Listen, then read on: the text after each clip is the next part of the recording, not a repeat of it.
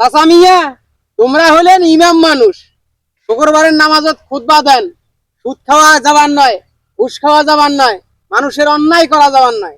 তোমরাই কয়া মানুষক হেদায়েতের কথা কয়া, তোমরাই যদি এগুলা কাম করেন তাহলে ওটা কেমন হয় চাচা? কি বাবা তুই এগুলো কথা খবর নাকছিস? মুই তো কথার আগা মাথা কিছুই বুঝবে নাকছো না। কে মুই তো সুদও খাং না, ঘুষও খাং না। মুই তো আর সুদ ঘুষের কথা কং নাই। ওই যে তোমার বেড়াটা আছে না, বেড়াটা, হ্যাঁ হ্যাঁ তোমার বেড়া ওইজন কোরআনের হাফেজ। হ্যাঁ হ্যাঁ কয়বারা কোরআনের হাফেজ? 13 বড়া বর্তমান। 13 বারার কোরআনের হাফেজ। হ্যাঁ আচ্ছা, তোমার বেড়া যে তোমার সামনে ঘটনাগুলো ঘটপান নাইছে, এগুলা তোমার চোখত করে না? মোর বেটা 2 দিন হয় মাদ্রাসা থেকে বাড়ি যাচ্ছে, 2টা দিন বাড়ি থাকবে, আবার তো 2 দিন পরে চলে যাবার নাকছে। কে মোর বেটা তো কারো অন্যায় করে নাই, কোনো ক্ষতি করে নাই, তুই কি কবার নাকছিস মোর বেটা সম্পর্কে এগুলো? তোমরা যখন ইমাম মানুষ, তোমার বাড়িতে ওটা কিসের নিশান? তোমার বেড়া হইলো হাফেজ, 13 বারা কোরআনের হাফেজ। উইয়ের গাত থাকবে পাঞ্জাবি, মাথার থাকবে টুপি পাগড়ি। ওই কিসের ওই ব্রাজিল আর্জেন্টিনার জার্সি পরিয়ে আছে, এটা তোমার চোখত পড়ে না? এটা নিয়ে তো মসজিদত মুসল্লিরা কানাঘুষা করে, এটা নিয়ে তো কথা হবার নাইছে। তোমার তো চাকরিয়ে থাকতেন নয় বাহে, ইমামতি চাকরিয়ে থাকতেন নয়। বাবা রে, কথা তুই এখন কছিস, কথা কেন মোর পছন্দ হয়েছে, কথাটা তুই ভালোই কছিস। চ্যাংরাটা মাদ্রাসার থেকে বাড়ি আসিয়া গ্রামের চ্যাংরা বেংরার সাথে মিশেল হইয়া ওই চ্যাংরা ঘুরে পাল্লাত পরি মনে হয় এই কাম করছে। মুই একার বাড়ি দেখবেন না, এই কালকে আমি মাদ্রাসাত পাঠে দিই না দেখেন চাচা, তোমরাই কথাটা বিচার করেন। তোমার বাড়ির যদি ব্রাজিলের পতাকা টাঙ্গা থাকে, আর্জেন্টিনার পতাকা টাঙ্গা থাকে, তো গ্রামের মানুষ তোমাক যে সম্মানটা করে, তোমাক যে ইজ্জতটা দেয়, এটা তোমার থাকবে। তোমরা ওটা লক্ষ্য করেন নাই? তোমার বাড়ির কিসের ব্রাজিলের পতাকা, কিসের আর্জেন্টিনার পতাকা, ওটা দেখেন নাই তোমরা?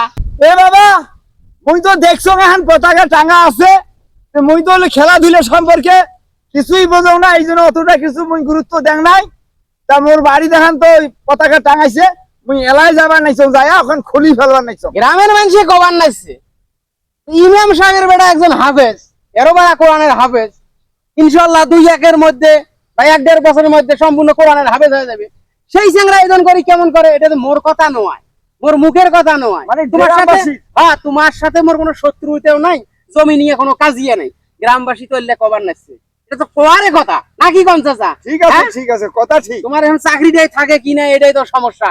এটা নিয়ে তো ভেজাল হবার নাইছে। শুক্রবারে নাকি শোক মুসল্লি গুলো একজোট হয়েছে, তোমার বেড়ায় নাকি বড় পর্দা টাঙাইছে খেলা দেখার জন্য। না রে বাবা, না না না না, তুই এটা ভুল খবর নাকছিস। মোর বেড়ায় তো বড় পর্দা টাঙাই নাই, গ্রামের চ্যাংরা ব্যাংরা গুলো মিল করি টেকা দিয়ে তোমরা বড় পর্দা টাঙাইছে, সেটি খেলা দেখে তো মোর ছটা যা পিছনে বসিয়ে দেখে, মুই তো এটাই জানো রে বাবা। ওগুলা বাদ দেন চাচা, শোনেন, বেড়াক শাসন করেন, বেড়াক গ্রামত রাখেন না। তোমরাই মানুষক্ষণ ভালো হইয়া চলেন। তোমার বেড়ায় ফির আর্জেন্টিনা ব্রাজিল করে, তোমরাই মানুষক্ষণ এই পোশাক পরা যাবার নয়। তোমার বেড়ায় ফির ব্রাজিল আর্জেন্টিনার জার্সি গাদ দেয়, খারাপ দেখা যায় না? চাকরি যদি বাঁচবার চান, ইমামতি যদি করিবার চান, এই বেড়াক আজকে সন্ধ্যাত পাঠা দিবেন, তাহলে কিন্তু খবর আছে, পুরিয়া খবর আছে। শোক মাছে বলে গু খায়, ঘাড়ুয়া মাছের উপর দিয়ে যায়। গ্রামের সকালের বেড়া করে দোষ, আর ইমাম সাহেবের বেড়ার উপর দিয়ে যায়।